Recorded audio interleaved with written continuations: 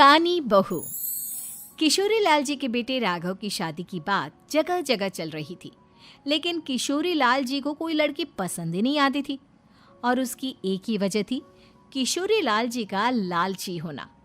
उनको लड़की वालों से मोटा दहेज चाहिए था और इसी चक्कर में एक दिन वो एक बहुत पैसे वाले के घर अपने बेटे का रिश्ता लेकर पहुंचे। उस आदमी का नाम था ओम प्रकाश। देखिए किशोरी लाल जी, मेरी एक ही बेटी है और मेरी सारी संपत्ति जायदाद सब कुछ मेरी बेटी नैना का ही है। पापा, नाम से लगता है बहुत खूबसूरत होगी। कितना अच्छा नाम है ना, नैना। ओ, वैसे बात तो सही है आपकी। अब इतना पैसा है, जमीन जायदाद है, इकलौती बेटी, आप भी क्या करेंगे? सब कुछ उसे ही देंगे ना। बिल्कुल ठीक पहचाना आपने। बस बेटी की शादी और सारी जायदाद उसके नाम। पापा, बिना देखे हाँ कर दीजिए ना। इतना अच्छा रिश्ता फिर कहाँ मिलेगा? माला माल हो जाएंगे हम। मैं अपनी बेटी को बुलाता हूँ। अरे नहीं नहीं नहीं नहीं, आपकी बेटी का नाम नैना है, सुनकर ही लगता है बहुत सुंदर होगी। रहने दीजिए अंकल, मैं तो आपकी बेटी के नाम से ही इतना खुश हो गया हूँ कि उसे बिना देखे शादी करने को तैयार हूँ। अब तो मैं उसका चेहरा सीधे शादी के बाद ही देखूंगा। और इस तरह राघव नैना का चेहरा नहीं देखता और उससे शादी कर लेता है। शादी के बाद अपनी सुहाग रात पर जब राघव नैना का घूंघट उठाकर देखता है तो नैना की आंखें बंद थी। कितने खूबसूरत हो तुम नैना, जरा अपनी आंखें खोलकर मेरी तरफ देखो तो सही। नहीं, मुझे शर्म आती है। अरे, मैंने तुम्हें शादी से पहले भी नहीं देखा, और अब अगर तुम आंखें खोलकर मुझे देखोगी भी नहीं तो मुझे अच्छा कैसे लगेगा? इससे पहले कि नैना अपनी आंखें खोलकर राघव की तरफ देखती, अचानक से लाइट चली गई और राघव नैना को पूरी तरह से देख भी नहीं पाया। अगली सुबह नैना राघव के लिए नाश्ता बनाकर लेकर आई। अरे ये क्या, आधा पराठा सेका हुआ है और आधा बिल्कुल कच्चा। ये तुमने क्या किया नैना? बहू, तुमने क्या आधा पराठा तवे से नीचे लटका कर रखा था, जो आधा सिका है और आधा कच्चा? मुझे जितना दिखेगा उतना ही तो सीखूंगी ना पापा जी। जहाँ जहाँ मुझे नजर आ रहा था वहाँ मैंने सीख लिया, जहाँ जहाँ नहीं दिखा वहाँ कच्चा रह गया होगा। इसका क्या मतलब है? ये कैसा मजाक कर रही है तुम? अरे बहू, तुमने इतना लंबा घूंघट क्यों लगाया हुआ है? देखो, हमारे घर में बहुओं को बेटी की तरह रखा जाता है, और फिर तुम तो इतना सारा माल लेकर आई हो। देखो, ये घूंघट डालकर रखने की कोई ज़रूरत नहीं है। हाँ नैना, पापा जी ठीक कह रहे हैं, तुम तो आराम से रहो, अपना ही घर समझो। नैना अचानक से अपना घूंघट उठा लेती है। अरे ये क्या पापा, नैना की तो एक आंख फूटी हुई है। नाम से नैना, लेकिन ये तो कानी बहू निकली।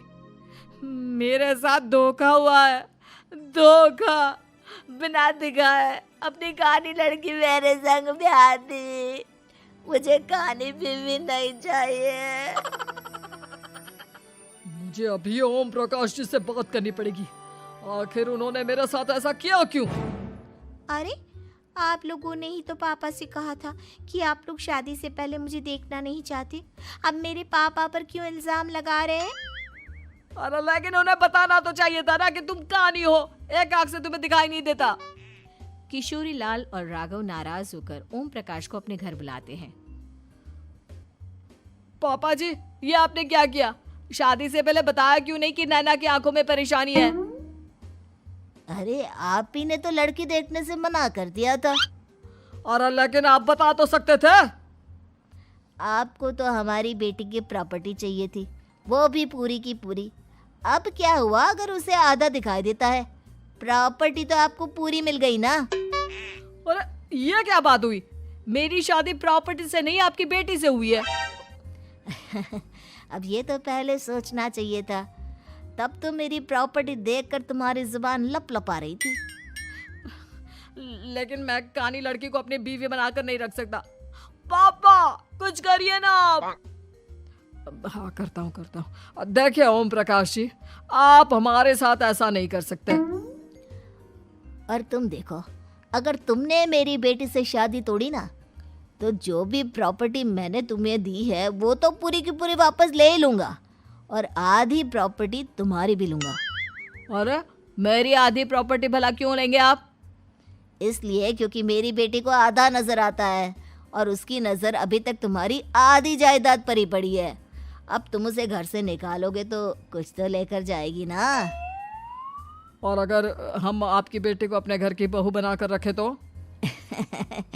तो तुम्हारी पूरी प्रॉपर्टी तुम्हारी ही रहेगी, और जो मैंने तुम्हें दिया है ना, उसमें से बस मैं आधा लेकर जाऊंगा। अरे लेकिन अब आप अपनी दी हुई प्रॉपर्टी में से आधी वापस क्यों लेकर जाएंगे? अगर मैं आपकी बेटी को अपनी पत्नी बनाकर रखने को तैयार हूं तो? इसलिए ताकि भविष्य में अगर तुम मेरी बेटी को धोखा दो तो उसके पास कुछ तो रहे जो पति का हो। वैसे मेरे पास तो बहुत कुछ है, लेकिन अपने पति की कोई निशानी तो उसके पास होनी चाहिए ना। अब अगर तुमने मेरी बेटी को कहानी कहा तो तुम्हें प्रॉपर्टी भी कहानी ही मिलेगी, पूरी नहीं। जमाए राजा। किशोरी लाल और राघव समझ चुके थे कि वो बुरी तरह फंस चुके हैं और अब उनके पास वहां से निकलने का कोई चारा नहीं है। अब समझ में आया ना, लालच बुरी बला होती है। एक तो तुम्हें प्रॉपर्टी मिली, ऊपर से बीवी मिली, उसमें तुम्हें नखरे भी दिखाने हैं। आए बड़े, चुपचाप बैठो दोनों। कुछ दिनों के बाद नैना राघव की कार लेकर बाजार घूमने निकलती है और जब कार लेकर वापस आती है, ये क्या? एक तरफ से मेरी गाड़ी पूरी खराब हो चुकी है। लगता है तुमने मेरी गाड़ी को किसी दूसरी गाड़ी के साथ एक्सीडेंट किया है। अरे अरे कितना बड़ा नुकसान कर दिया तुमने बहू। वो क्या है ना पापा जी, मुझे एक आंख से दिखाई नहीं दे रहा था, सामने से गाड़ी आ रही थी। मुझे तो सिर्फ आधा ही दिखाई दिया और वो गाड़ी मेरी कार से रगड़ते हुए निकल गई। अब मैं क्या करूं बताओ? आप इसे ठीक कराने के पैसे कौन देगा? तुम्हारे पापा? तुमने मुझसे इस तरह से बात की? अभी रुको। नैना राघव की शिकायत ओम प्रकाश को कर देती है। देखो राघव, अब जो मेरी आधी प्रॉपर्टी तुम्हारे पास थी ना, उसमें से आधी और मैं लेकर जाऊंगा, क्योंकि तुमने मेरी बेटी को डांटा। अरे नहीं नहीं पापा जी, गलती हो गई, माफ कर दो। गलती की तो कोई गुंजाइश ही नहीं। अगली बार मेरी बेटी को डांटा तो बची हुई आधी में से आधी और ले जाऊंगा। लालच के चक्कर में हम दोनों ने बहुत बड़ी गलती कर दी बेटा। एक तो तुम्हें कानी बहू मिली और ऊपर से जो माल मिला वो भी काना। इस तरह राघव की हर एक गलती पर ओम प्रकाश उस